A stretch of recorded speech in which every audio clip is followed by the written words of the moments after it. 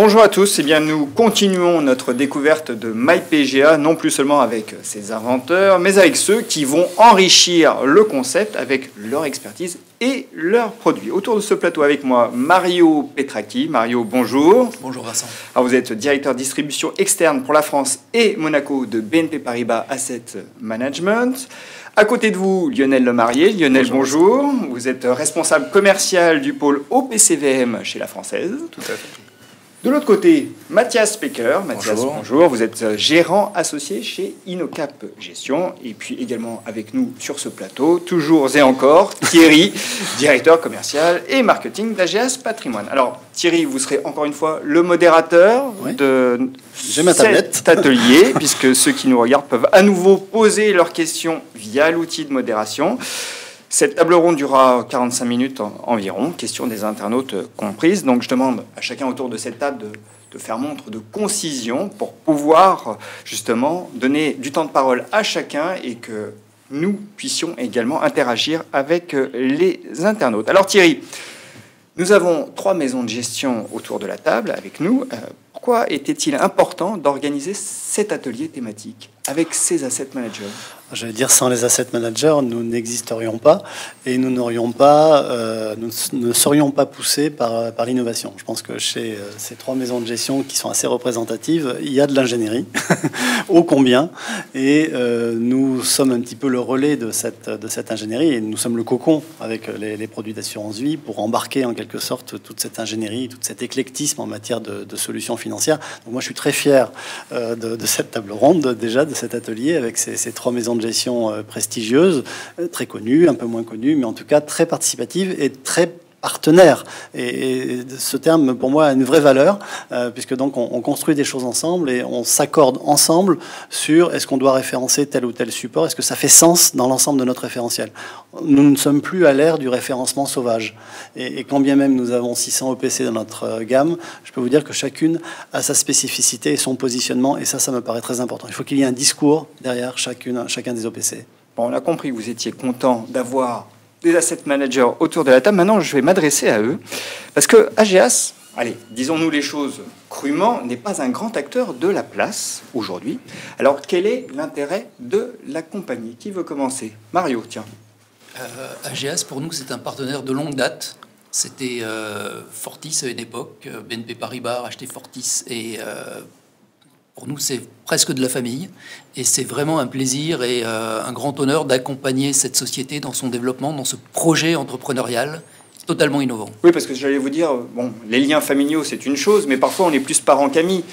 Et donc, et puis on n'a pas vraiment intérêt à se voir autour de la table. On est à la fois parents, amis, partenaires, et on est très très fidèles à nos partenaires. Lionel, vous, qu'est-ce qui vous inspire finalement ce projet avec AGEAS, sachant qu'encore une fois, c'est pas le plus gros acteur de la place. Non, c'est vrai, vous avez raison.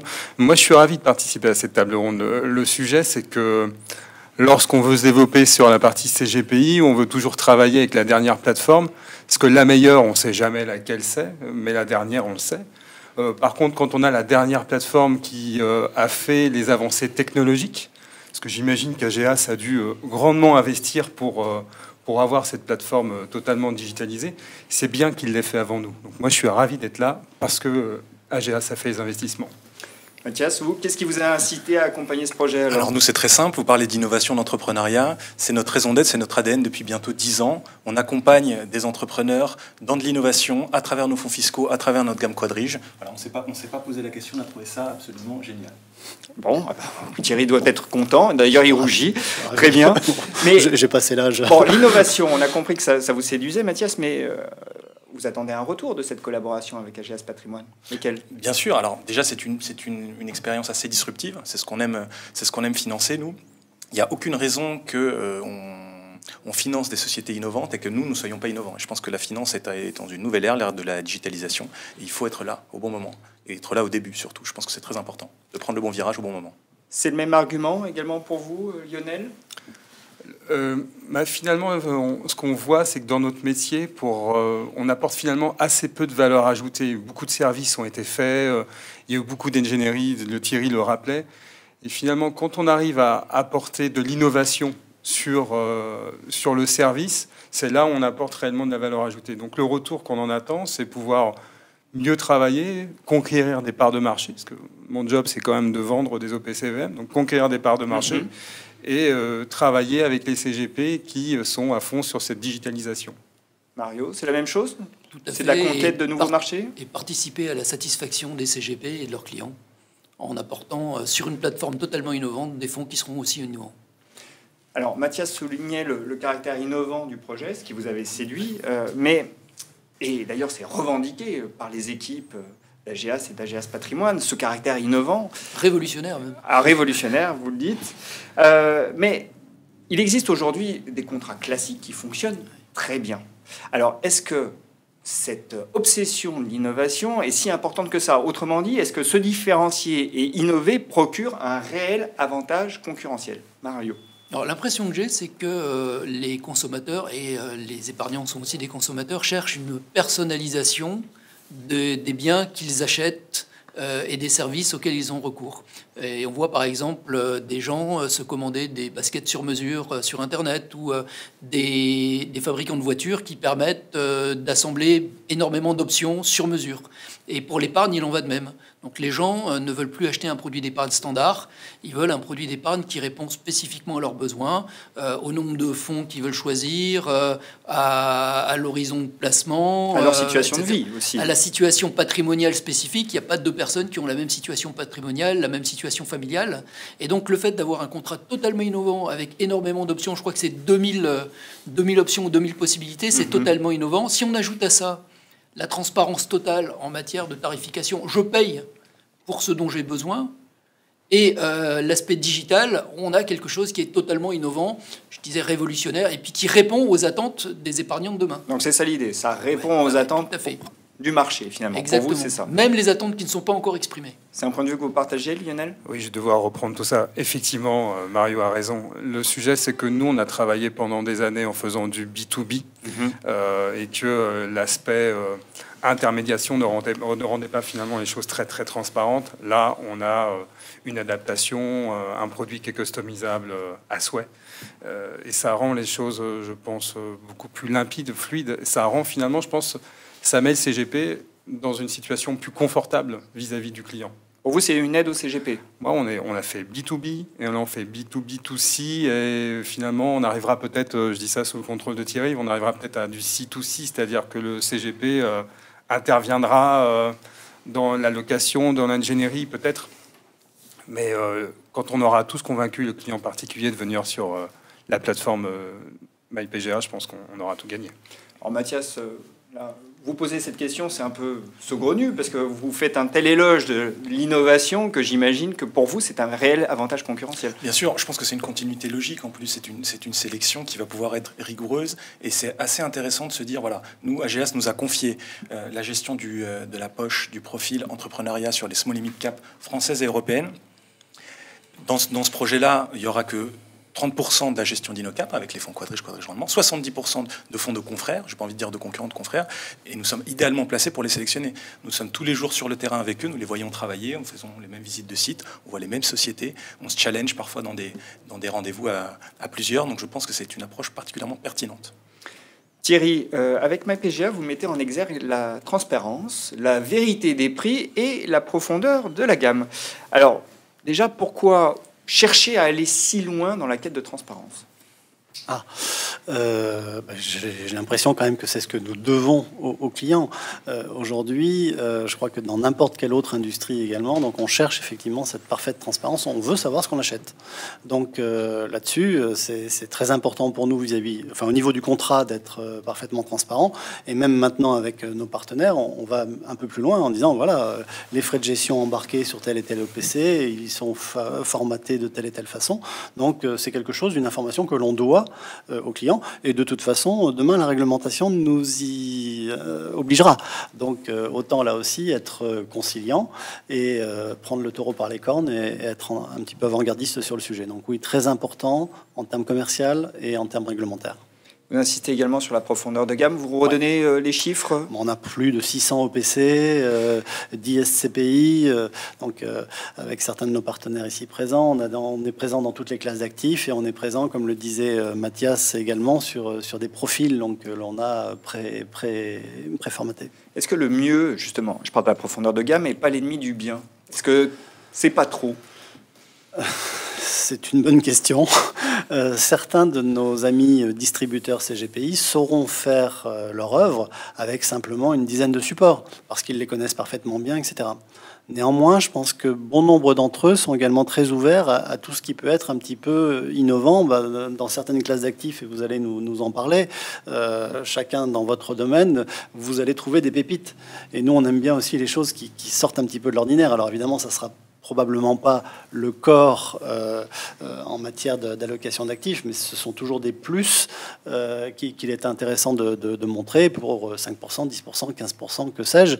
Et toute la valeur ajoutée finalement du CGPI, elle est aussi dans la capacité à présenter des solutions qu'on ne trouve pas ailleurs, des solutions originales. Puisque vous parlez, Thierry, je vais continuer à vous mettre à contribution. Est-ce que vous avez reçu d'ores et déjà des questions pour nos invités? Exactement. Donc, alors cette question, je pense, s'adresse aux trois. Comment choisir parmi une telle gamme de supports? Ce qui corrobore un petit peu ce que vous disiez, Vincent. Une telle diversité n'entraîne-t-elle pas une certaine dispersion? Mario?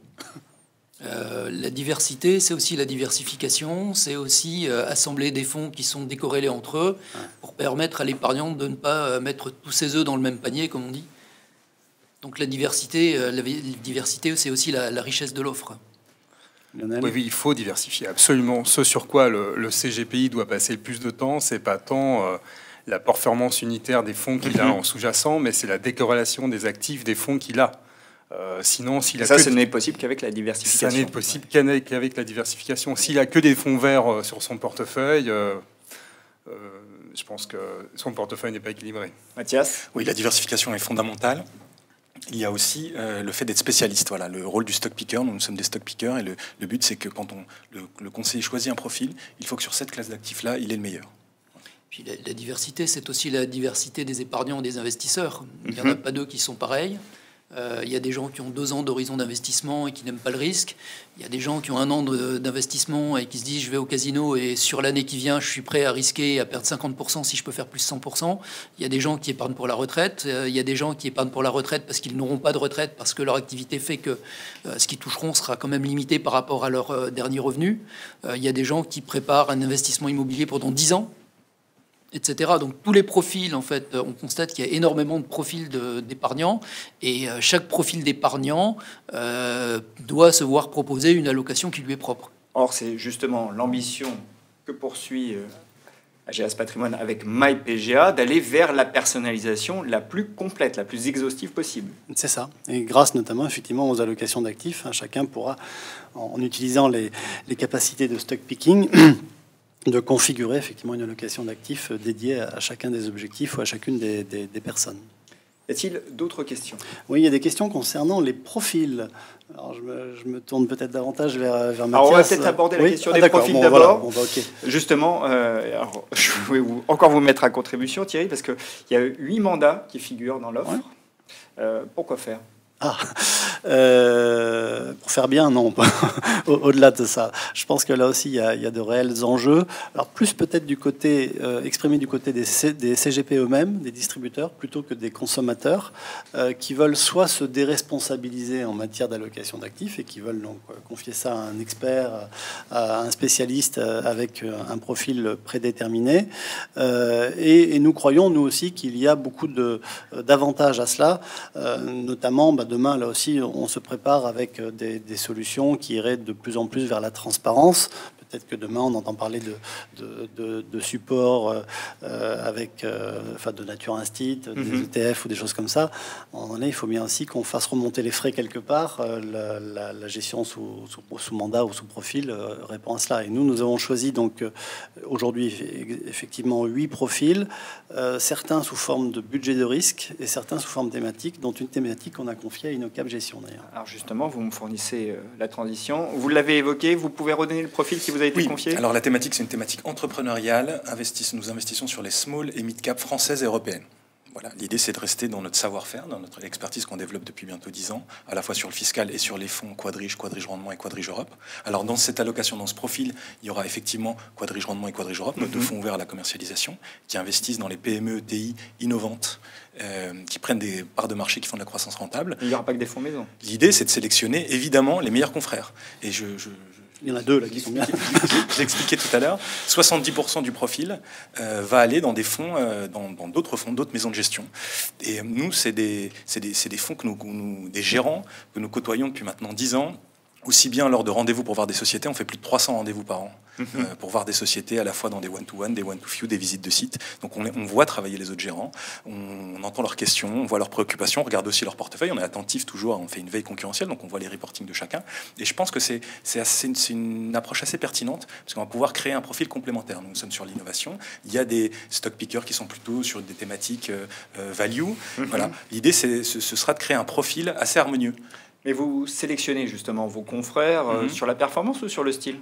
Alors, il y a plein de critères qui rentrent en compte. Il y a évidemment des critères quantitatifs et des critères qualitatifs. Sur les critères quantitatifs, je ne vais pas m'étendre là-dessus, ce sont les critères classiques de la sélection de fonds. Sur les critères qualitatifs, plus subjectifs, c'est la qualité du gérant. On sait depuis quand le gérant est dans son fonds, depuis combien de temps il gère, quels ont été ses choix, ses bons choix, ses erreurs parfois, puisqu'on échange aussi beaucoup avec les confrères. On est quand même dans un monde assez petit, on est sur des thématiques d'investissement assez proches, on se croise souvent sur certains investissements.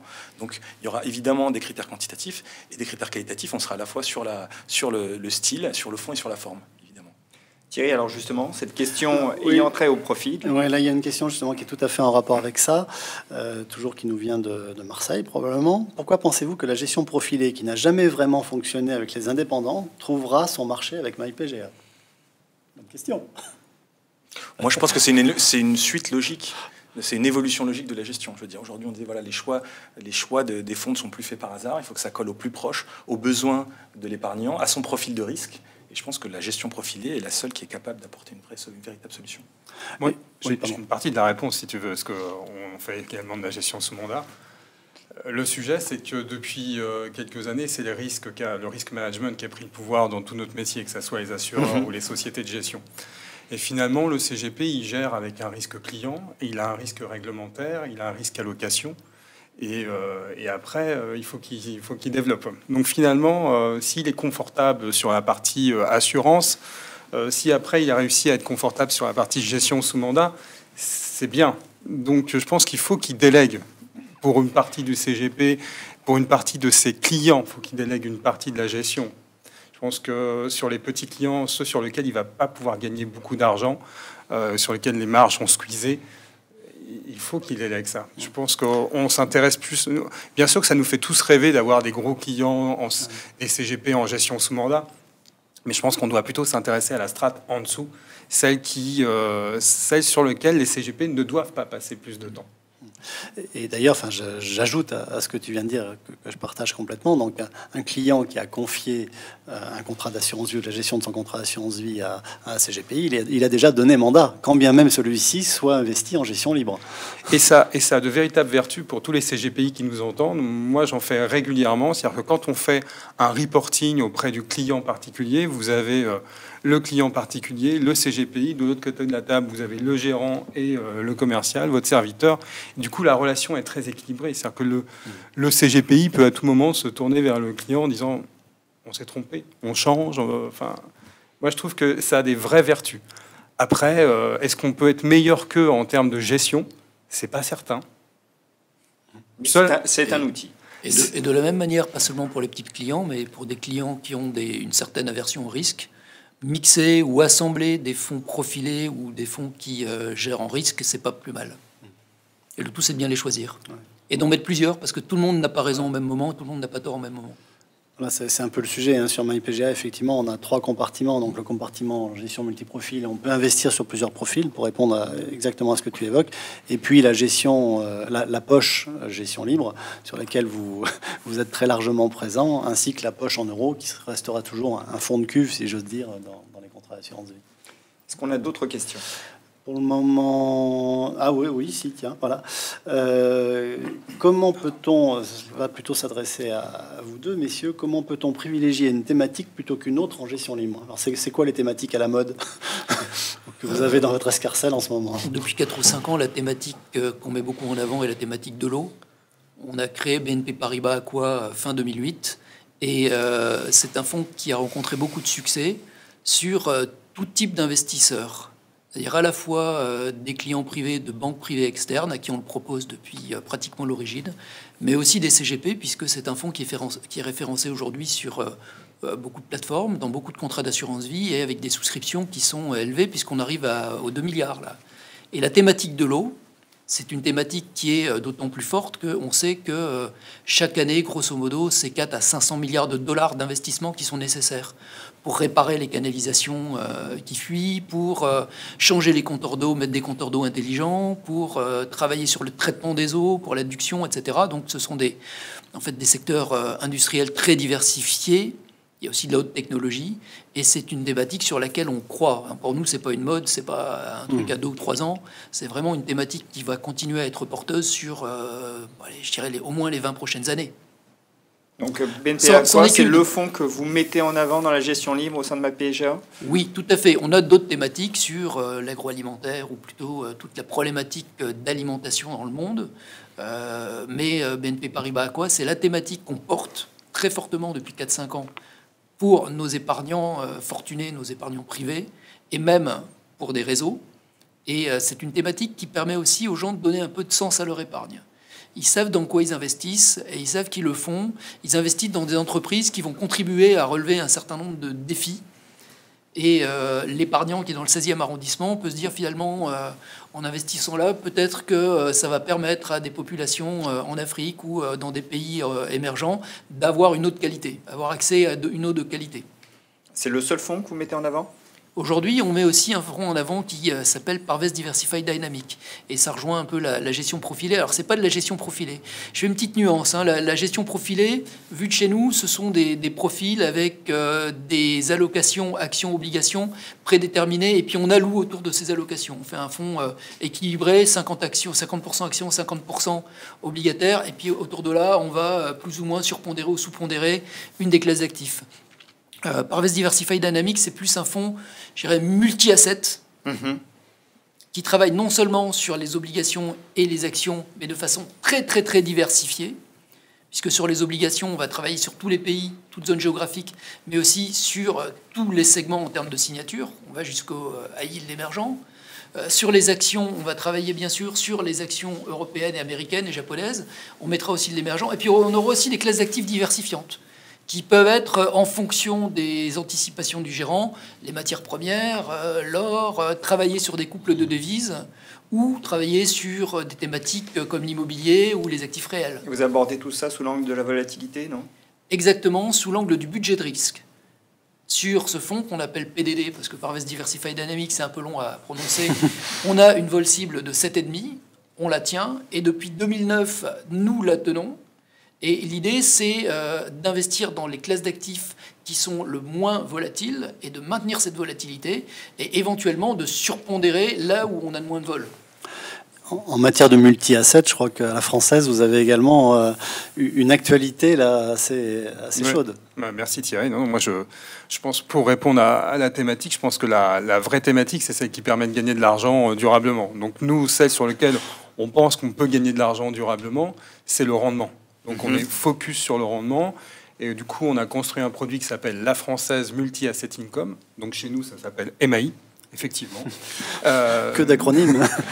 Vous devez retenir la Française Multi-Asset Income. Et la Française Multi-Asset Income est investie sur du high yield, donc sur le rendement, sur le high yield, sur de la dette corporate, de la dette souverain émergent, des foncières cotées. Croyez-le, à la Française, on sait bien le faire, ça, les foncières cotées.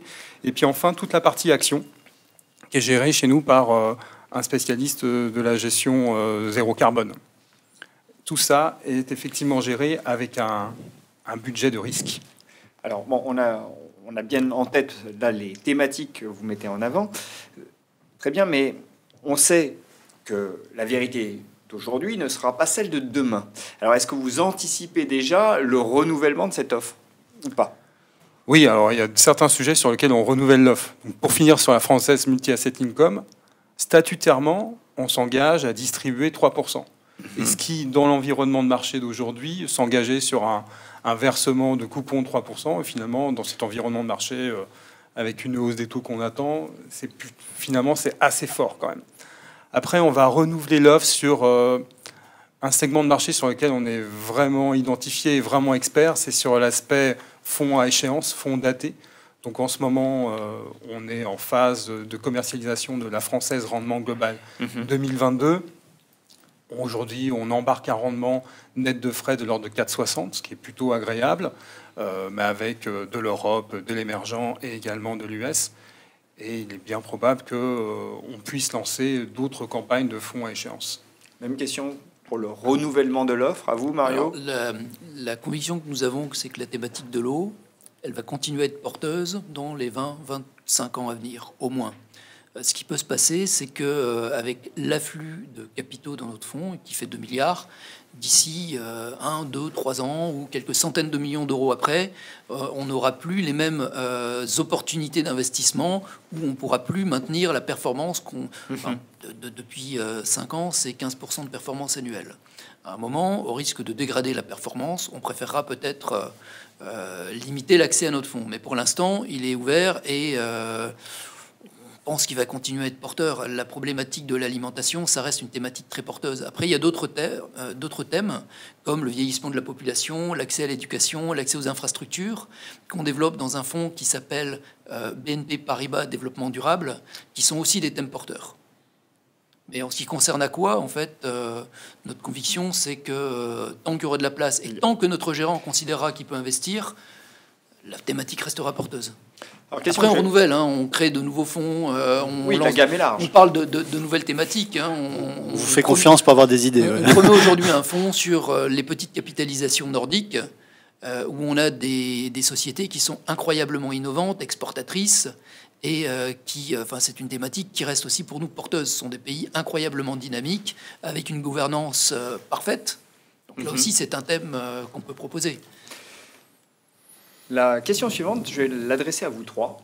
Quelles sont pour vous les différences? On a évoqué la gestion profilée, très bien, mais si on devait évoquer les différences entre la gestion libre et la gestion profilée, et surtout les atouts de chacune par rapport à l'autre, qu'est-ce que vous diriez, Mathias? L'atout de la gestion profilée, c'est d'avoir des spécialistes sur chaque segment. Nous, comme j'ai dit, on est spécialiste de la gestion small et mid cap.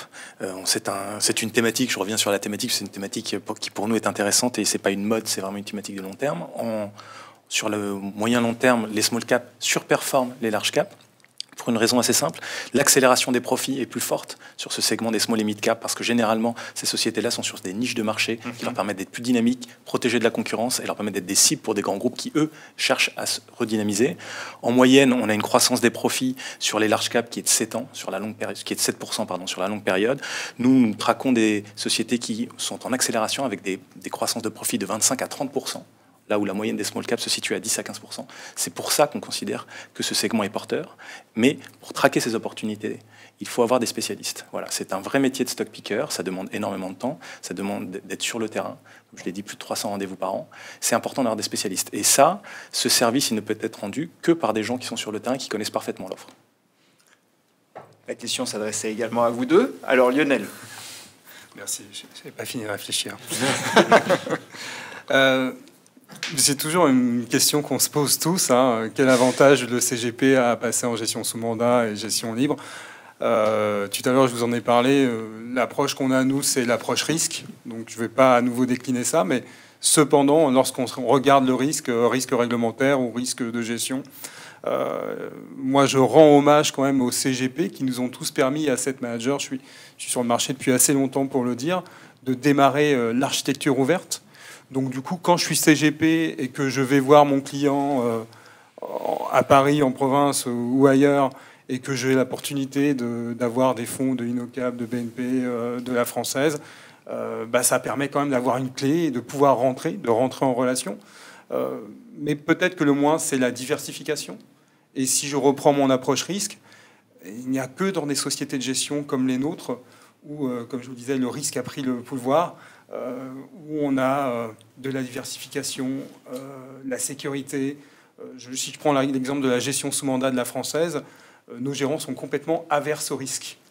Et comme ils ont des clients privés aussi en face, le sujet, c'est, je vais pas vous faire perdre d'argent, monsieur le client. Oui, les deux approches sont complémentaires et elles peuvent être proposées à un même client au sein d'un même portefeuille. Qu'un investisseur ou un épargnant confie en gestion profilée ou en gestion sous mandat 80% de son portefeuille, où on va lui assurer qu'un certain niveau de risque ne sera pas dépassé. Et pour les 20% qui restent, par exemple, investir sur des fonds qui lui font plaisir, entre guillemets, qui répondent à des thématiques qui permettent de raconter une histoire, de comprendre un peu quels sont les grands enjeux de l'économie mondiale à un instant T, et éventuellement de rechercher des performances plus élevées. Donc les deux sont vraiment complémentaires et ça permet aussi au CGP d'avoir un dialogue avec son client. Il y a des gens qui seront sensibles à la thématique de l'eau, d'autres pas du tout. Des gens qui seront sensibles au vieillissement de la population parce que eux-mêmes vieillissent. Des gens qui seront sensibles à des problématiques plus fiscales et qui vont allouer plus sur des fonds fiscaux. D'autres gens qui seront des entrepreneurs et qui vont vouloir investir dans des pépites. Et la chance qu'on a en France, et je ne sais pas si tout le monde s'en rend compte, c'est qu'on a une offre en termes de gestion d'une qualité et d'une abondance qui est, à mon avis, une des toutes meilleures au monde en termes de qualité. Il y a beaucoup d'offres aux États-Unis, il y en a beaucoup en Angleterre. Ce dont j'ai l'impression que ce sont des offres qui sont beaucoup plus standards, avec beaucoup de large cap et la façon de les gérer. Ici, on a vraiment des pépites qui ont des histoires à raconter sur la manière dont elles gèrent, donc la manière dont elles rencontrent les entrepreneurs pour prendre des participations dans leurs entreprises. Et je crois que quand on fait un métier comme le métier de CGP aujourd'hui en architecture ouverte, on a l'embarras du choix, mais on est en général assez guidé par des plateformes comme celle de Thierry. Donc il ne s'agit pas d'opposer l'une et l'autre. Non, tout à fait. Non, Mario a raison sur la qualité des sociétés de gestion en France. Hein. On appelle ça la French Touch. Hein. C'est un garçon de la française qui vous le dit. Hein. Thierry, est-ce que nous avons des questions? Oui, des questions. Alors, je ne sais pas à qui trop l'adresser d'ailleurs, mais il y a une question qui concerne donc, est-ce que piloter une allocation en fonction du SRRI vous semble pertinent? Donc, tu as un peu répondu, je pense, Lionel, en disant tout à l'heure que tu fonctionnais par budget de risque. Oui, voilà. Tout à fait. Un budget volatilité. Ouais. Mais pour reprendre sur la gestion sous mandat, ça n'est pas renoncer à l'architecture ouverte. Ah, non, Notre ami d'Inocap en parlait. La gestion sous mandat, la française, je crois qu'on est à moins de 15% de fonds la française, et ce sont des fonds en obligation, parce qu'on est bien positionné sur les obliques. J'imagine que sur des fonds PME, actions, ça sera plutôt... Bien sûr. Alors, la partie risque, pour nous, est une partie très importante, puisque, évidemment, il faut être clair, quand on est sur l'innovation, quand on est sur la small et mid cap, on a forcément un peu plus de volatilité que sur des fonds un peu plus matures. Donc, le fait d'être dans une allocation globale et dans un profil permet justement de fine-tuner, c'est le rôle du conseiller, pour, selon le profil du client, lui injecter un peu de risque, un peu d'innovation, et pour respecter les contraintes globales de volatilité et d'aversion au risque du client. Et ça se pilote aussi par l'horizon conseillé. Exactement. Il est important de rappeler que l'horizon d'investissement, notamment sur notre classe d'actifs, la small et mid cap, est d'au moins 5 ans. C'est important de l'avoir en tête. Il y a une autre question qui est un petit peu dans le même esprit. Je ne retrouve pas la nomenclature habituelle des profils prudents, équilibrés, dynamiques. Est-ce qu'on a eu raison de tourner le dos à ce type de nomenclature ou pas? Je sais pas, il y a quelqu'un qui fait du marketing dans...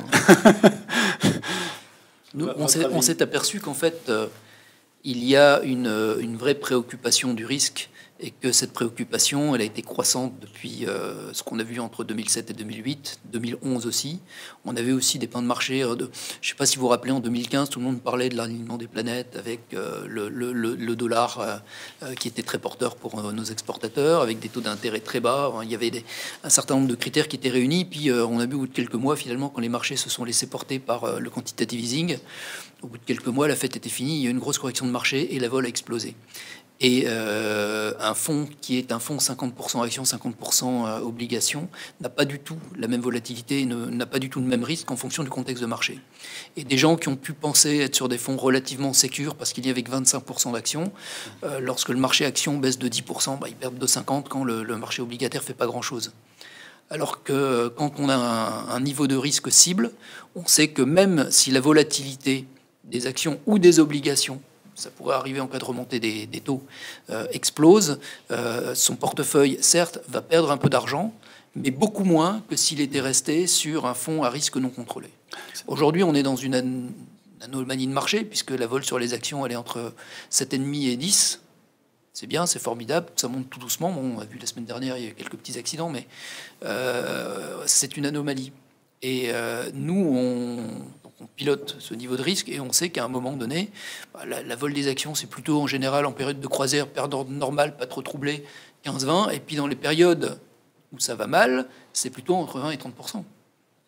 Et en pilotant comme ça, on sait que en cas de retournement du marché, si le vent souffle très fort, on peut réduire la voilure et éviter à nos épargnants de perdre trop d'argent. Mathias, vous êtes également d'avis que nous sommes dans une situation d'anomalie de marché? Alors, nous ne faisons pas de macroéconomie chez InnoCap. Néanmoins, on a notre avis, évidemment, sur l'évolution des valorisations des sociétés. On nous pose souvent la question de savoir est-ce que les valorisations sont devenues déraisonnables. Nous, on considère que non. Par contre, on considère qu'aujourd'hui, plus qu'avant, il faut faire un travail de stock picking. Nous, clairement, notre ratio valeur d'entreprise sur résultat opérationnel courant, on paye à peu près 13 fois 20% de croissance, plus de 20% de croissance dans nos portefeuilles, dans la gamme Quadrige Rendement, Quadrige Europe. Si vous regardez nos reportings d'il y a un an, ce multiple de 13 fois est respecté. Donc il n'y a pas eu d'extension de multiple. En tout cas sur les sociétés. On n'accepte pas de payer plus cher les sociétés aujourd'hui par rapport à il y a un an. Par contre, ça nous demande un vrai travail de stock picking et de renouveler les idées dans le portefeuille. On renouvelle en permanence nos idées.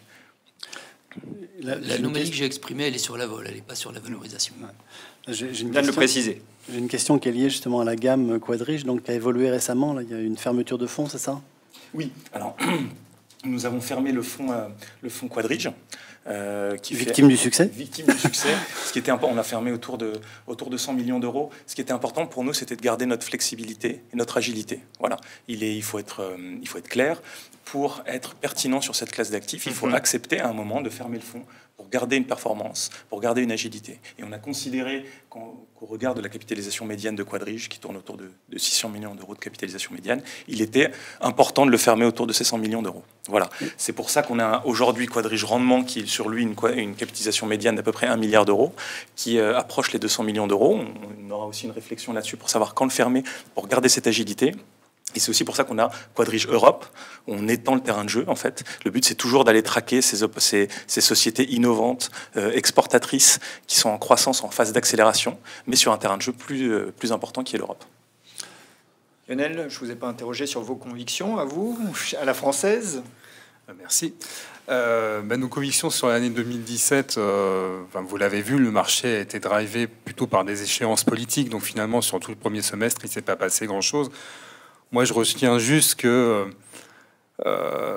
moment où Bayrou a annoncé son ralliement à M. Macron, notre président, il a réussi quand même à faire bouger les taux allemands de l'ordre de 60 centimes.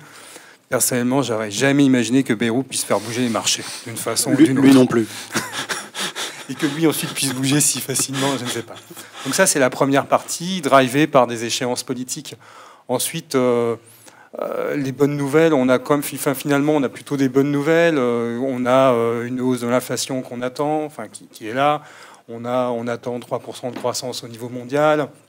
Sur la Chine, on ne devrait pas avoir de problème. Donc finalement, on attend aussi une hausse des taux, mais qui se fasse de façon modérée. Donc le scénario à la française, c'est on reste tranquille et on croit à quelque chose qui va durer comme ça. Mario, vous évoquiez une anomalie de volatilité. Oui. Ça vous amène à quelle position dans vos portefeuilles? Alors, dans le portefeuille de Parvest Diversified Dynamics, on est très investi et on a 50% du portefeuille qui est investi sur les actions. Maintenant, on a des protections et on est prêt à réduire l'exposition si jamais la volatilité augmentait fortement. Maintenant, à moyen long terme, pour en revenir aux thématiques, on considère que là où il y a de la valeur, c'est sur des entreprises innovantes qui sont dans des industries qui bénéficient de grands trends mondiaux. Et aussi dans des entreprises de moyenne ou de petite capitalisation qui créent de la valeur. Et là où c'est là qu'est la croissance. Et par exemple, dans BNP Paribas Aqua, on va avoir un tiers de petite capitalisation, encore aujourd'hui. Thierry, est-ce qu'on a d'autres questions? Alors, j'ai une autre question qui risque de vous fâcher, peut-être un peu, messieurs. Entre nous ou... Non, d'un point de vue général, je pense. Croyez-vous en l'avènement ou la montée en puissance des ETF, sous-entendu versus les OPC? Et question additionnelle, si oui, comment s'opérera-t-on demain? C'est effectivement une vraie question. Alors, Moi, j'ai une réponse pour ma partie qui va être assez brève. Oui. On a la chance, pour l'instant, sur ce segment small et mid cap, d'être relativement protégé par rapport aux ETF, puisque pour des questions de liquidité et des questions de prêt-emprunt de titre, on ne peut pas aujourd'hui faire d'ETF performant sur ce segment-là, qui réplique correctement ce marché-là. Donc, pour le moment, nous avons un havre de liberté pour les gérants. En tout cas, nous avons encore du travail et de la performance à aller chercher. On n'est pas directement concerné par les ETF sur le segment small et mid cap. D'accord. Et pour autant, comme vous venez des micro-caps, que vous êtes allé vers les small, que vous allez vers les mid, est-ce que vous allez aller vers les large caps? Ça pourrait nous arriver. Aujourd'hui, c'est pas notre sujet, c'est pas notre focus. D'accord. Les ETF sont un sujet intéressant qu'il faut traiter, évidemment. Alors, messieurs, vous êtes plus concernés peut-être? Oui, il y en a quelques-uns chez vous. Sont des instruments pratiques d'utilisation, et sur certaines classes d'actifs très liquides et très faisant l'objet d'une énorme recherche.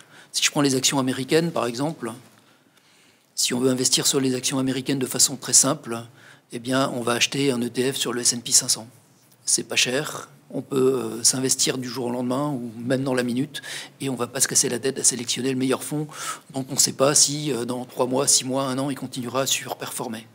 En revanche, dans des gestions qui sont plus pointues, il y a moyen de générer de la performance sur un portefeuille en allant chercher des gestions de conviction, sachant que la performance sur un portefeuille sur le long terme, elle se crée point de base par point de base, dizaines de points de base par dizaines de points de base, en sélectionnant les bons fonds et en étant bon dans son allocation d'actifs. Donc oui, les ETF, c'est important, c'est intéressant. Je dirais peut-être plus même pour des investisseurs institutionnels ou pour des gérants de fonds pour s'exposer sur certaines classes d'actifs. En revanche, quand on a le temps et quand on a la chance d'avoir des gestions de qualité comme celle de mes confrères, la nôtre, et d'avoir aussi des multigérants qui vont chercher les bons fonds au bon moment, il ne faut pas faire que ça, quoi. Lionel, c'est également le même point de vue, c'est-à-dire que les ETF, c'est un outil, mais ça ne change pas dramatiquement la donne? Je ne regarderai pas les choses comme ça, gestion active versus gestion passive, hein, c'est ça le sujet. On a tous les mêmes statistiques en tête. Malheureusement, je crois que c'est 90% des gérants qui ne battent pas leur indice. Mais après, c'est sur long terme. Enfin, il faut vraiment regarder ça. Le sujet, c'est de regarder pourquoi les gérants battent leur indice. Et finalement, quand on décortique ça, et on l'a fait à la française, et on peut le retrouver dans 2 de nos fonds, quand on décortique l'alpha du gérant, finalement, vous avez une grande partie d'alpha du gérant qui vient du fait qu'il ait été exposé ou pas au marché. Finalement, l'aspect stock picking, pardon, InnoCap, mais je suis sûr que vous allez me reprendre. Finalement, l'aspect stock picking sur les 120 points de base, ça va être plutôt de l'ordre de 12-15 points de base. Finalement, c'est je suis investi ou pas sur le marché. Et le grand sujet, c'est investi ou pas. C'est ça. Donc nous, on a développé 2 produits. Il y a un produit qui s'appelle Premia, qui est un produit qui est market neutral. Donc on arrive face au marché et on est là juste pour, par exemple, avoir du long short multiclasse d'actifs. Donc, mon ami disait d'InnoCap, si je suis structurellement long, petite, moyenne valeur et que je suis court des grandes valeurs, eh bien structurellement, je vais pouvoir dégager de l'alpha. C'est ça le sujet. C'est de façon systématique. Et on l'a fait également sur un fonds action sur lequel on va rouler des positions qui s'appelle Equity Defender. Donc l'alpha des gérants, j'en ai vendu. Finalement, on arrive parfois avec low alpha, high bêta. C'est souvent comme ça que ça se fait. Alors, simplement, on a une approche, nous, qui est une gestion très concentrée, puisqu'on a entre 30 et 35 positions dans un portefeuille. Donc, c'est une vraie gestion de conviction. Là-dessus et sur ces valeurs-là, petites et moyennes, il y a quand même un travail de stock picking à réaliser, puisqu'on a parlé de la volatilité. Et on a une volatilité qui est plus forte sur les petites valeurs. On a aussi un taux de sinistralité qui est plus important, puisqu'on est sur des sociétés qui ont une maturité un peu moins importante. C'est important de faire ce travail de stock picker. On ne peut pas se laisser porter sur cette classe d'actifs uniquement. J'en suis convaincu. Et les ETF, il faut les utiliser à bon escient. Je parlais tout à l'heure de notre fonds Parvest Diversified Dynamic. Il est en grande partie composé d'ETF qui servent à construire l'allocation d'actifs. Mais on ne fait pas que ça. Et à côté de ça, quand vous prenez des fonds de petite capitalisation, quand vous prenez des fonds taux émergents, quand vous prenez des fonds actions marché émergent, il n'y a pratiquement pas possibilité de générer de l'alpha. On peut générer de l'alpha avec ces gestions. Et si vous prenez un ETF, vous n'avez pas la qualité de gestion que vous avez avec une gestion active. Donc on a des points de vue assez différents autour de la table, mais c'est bien. C'est complémentaire. Ça, c'est complémentaire. Mais c'est vrai qu'on les a à la fois dans certains fonds, donc tu viens de l'évoquer, on les a possiblement en direct sur MyPGA et on les a possiblement également au sein d'un profil au sein de MyPGA. Donc bref, vous les avez où vous le souhaitez dans MyPGA avec le dosage qui va bien. Pas faire que ça. Absolument, ça je suis complètement d'accord. Il faut les utiliser à bon escient. Peut-être, oui, il y a une autre question sur les aspects immobiliers ou fonciers, donc à la française. Donc c'est vrai que nous, on est assez preneurs de toute cette offre-là, SCPI, OPCI, puisque donc on a fait aussi la part belle à la française sur ce référencement. Un petit mot peut-être rapidement. Non, je suis désolé, mais c'est vraiment pas mon expertise. C'est la partie OPCVM, valeur financière. D'accord. Je sais que à la française, c'est un garçon qui s'appelle Christophe Inizan. On travaille beaucoup avec AGAS. Vous êtes le premier provider chez nous de fonds comme Unissimo. D'accord. Je ne sais pas. En tout cas, ça permet de dire qu'effectivement, on retrouve cette offre-là. Et on a une autre question là qui nous est arrivée. Alors, chaud. En matière de gestion par profil, on n'a encore jamais vu les performances compenser le surcroît de frais. Sévère, ça. C'est presque une question à laquelle vous pourriez répondre, Thierry. Avant ou après les frais du contrat d'assurance vie? Après, j'imagine, parce qu'effectivement, c'est un empilage de frais. Donc effectivement, enfin, c'est aussi la raison pour laquelle, enfin, là, je m'appuie sur l'expertise de Mathias. Effectivement, enfin, nombre d'expériences ont été vécues où les frais n'étaient pas compensés. Je pense que, enfin, j'espère que c'est une période un peu révolue. Mais là aussi, je pense qu'il faut trouver le bon dosage entre la gestion par profil et la gestion en direct ou la gestion en libre. On parle de performance relative ou de performance absolue, là? Parce que si les marchés font moins 15, il est clair qu'on ne compense rien avec une gestion profilée. Absolument. Donc tout dépend effectivement aussi de l'embellie du marché. Une dernière question? Non, j'ai pas d'autres questions. J'ai le résultat du sondage. Il y avait une seconde question sur le sondage qui permettait d'avoir votre appréciation quant au lancement de MyPGA. Nous vous disions, dans le cadre du lancement de MyPGA, nous avons souhaité un forum plus dématérialisé et connecté. Qu'avez-vous apprécié le plus dans ce forum? Écoutez, l'item qui emporte adhésion majoritairement, c'est la possibilité de pouvoir interagir. Donc merci à tous les internautes d'avoir interagi et merci aux participants de cet atelier d'avoir pu répondre en direct. C'est vrai qu'on a eu plus de questions en live comme ça que lorsqu'on fait une conférence en direct. Écoutez, voilà, donc merci Thierry. On en tire les enseignements en tout cas. Merci Vincent. Merci Thierry. Merci Vincent. Alors messieurs, ce live touche à son terme. La conclusion vous revient, Thierry. Écoutez, avec plaisir et je ne boude pas mon plaisir que d'avoir pu participer et d'avoir pu mettre en place avec le concours du studio Motionway donc ce premier e-forum AGAS Patrimoine.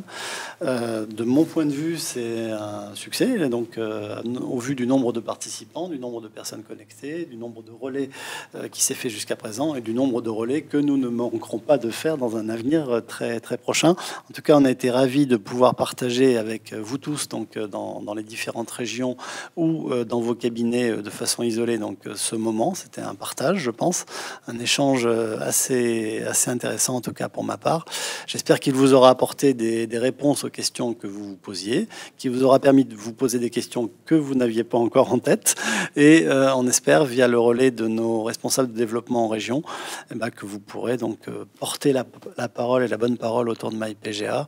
Pas que MyPGA d'ailleurs, il y a plein d'autres solutions chez AGAS et on saura revenir vers vous avec des innovations qui viendront encore ponctuer l'offre existante, notamment avec le concours de ces messieurs et des sociétés de gestion qu'ils représentent, que je remercie chaleureusement. Et merci Vincent. Merci à vous. Merci.